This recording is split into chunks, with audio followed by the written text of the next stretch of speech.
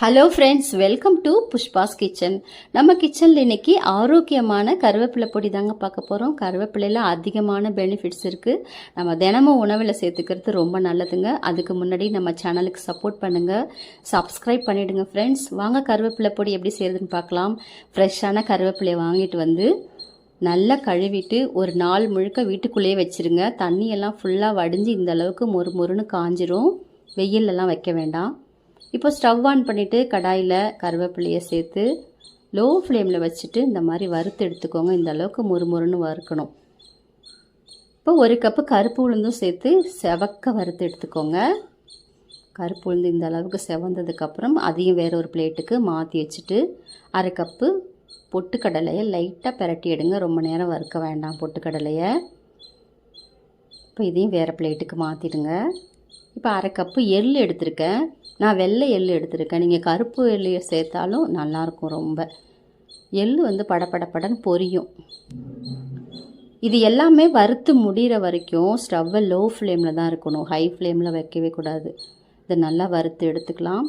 இப்போ காஞ்ச மிளகா வந்து நான் 100 கிராம் சேர்த்துருக்கேன்.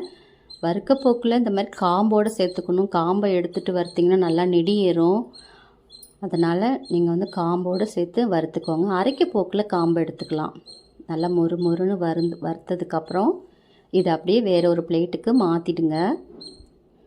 மாற்றிட்டு இப்போ நல்லா அந்த கடாயை துணியை வச்சு தொடச்சிடுங்க, நெடி ஏறும். இப்போ அரை கப்பு துவரம்பருப்பு சேர்த்துருக்கேன். துவரம்பருப்பு நல்லா செவக்க வறுத்துக்கலாம். இந்த அளவுக்கு நல்லா செவந்ததுக்கப்புறம் இதையும் எடுத்துட்டு நம்ம அரை கப்பு கடலைப்பருப்பு சேர்த்துருக்கோம். கடலைப்பருப்பையும் நல்லா செவக்க வறுத்துட்டு இதையும் அதே பிளேட்லேயே மாற்றி வச்சுக்கோங்க. இப்போ 2 டேபிள் ஸ்பூன் சீரகம், 2 டேபிள் ஸ்பூன் மிளகு வாசனை வர வரைக்கும் நல்லா வறுத்துக்கோங்க. இப்போ ஒரு லெமன் சைஸ் புளியை நல்லா நாரெல்லாம் எடுத்துட்டு இப்படி பிரட்டி விடுங்க. அதில் உள்ள ஈரப்பதம் மட்டும் லைட்டாக போகிற வரைக்கும். இப்போ ஒரு 2 ஸ்பூன் அளவுக்கு கல் உப்பு எடுத்துக்கோங்க. இப்போ ஸ்டவ்வை ஆஃப் பண்ணிவிடுங்க. 2 ஸ்பூன் கல் உப்பு அந்த சூட்டுலேயே நல்லா பிரட்டி எடுத்துருங்க. இப்போ மிக்ஸி ஜார்னது நல்லா தொடச்சிக்கோங்க. நான் சின்ன ஜாராக எடுத்துருக்கேன். ஏன்னா சின்ன ஜார் வந்து நல்லா சீக்கிரமாக அரைஞ்சிரும். அதனால் நல்லா தொடச்சிட்டு அதில் மிளகாய் கருவேப்பிலையை வச்சு நல்லா ஒரு சுற்றி விடலாம்.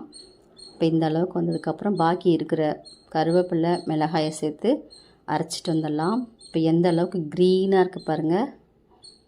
இப்போ நம்ம பாக்கி இருக்கிறது எல்லாத்தையுமே கொஞ்சம் கொஞ்சமாக சேர்த்து மிளகாயில் உள்ள காம்பெலாம் நான் எடுத்துட்டு அதில் புளி இதெல்லாம் ஃபஸ்ட்லேயே போட்டு அரைச்சிடுங்க. அதெல்லாம் கொஞ்சம் லேரமாகும் அரைக்கிறதுக்கு.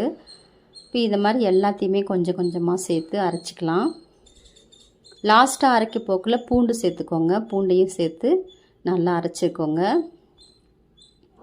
எல்லாத்தையுமே நல்லா அரைச்சிட்டு பெருங்காயம், நான் வந்து தூள் பெருங்காயம் தான் சேர்க்க போகிறேன். கட்டி பெருங்காயம் இருந்துச்சுன்னா நீங்கள் ஸ்டார்டிங்லேயே கொஞ்சமாக எண்ணெய் ஊற்றி பெருங்காயத்தை நல்லா பொரிய விட்டு எடுத்துக்கோங்க. எங்கிட்ட கட்டி பெருங்காயம் இல்லை, அதனால் இந்த பெருங்காயம் தான் எடுத்திருக்கேன். இப்போ பெருங்காயம் சேர்த்து நல்லா அரைச்சிட்டு இப்போ எல்லா பருப்பையும் நல்லா அரைச்சிட்டு இப்போ இது எல்லாத்தையுமே ஒரு பாத்திரத்தில் சேர்த்துக்கலாம்.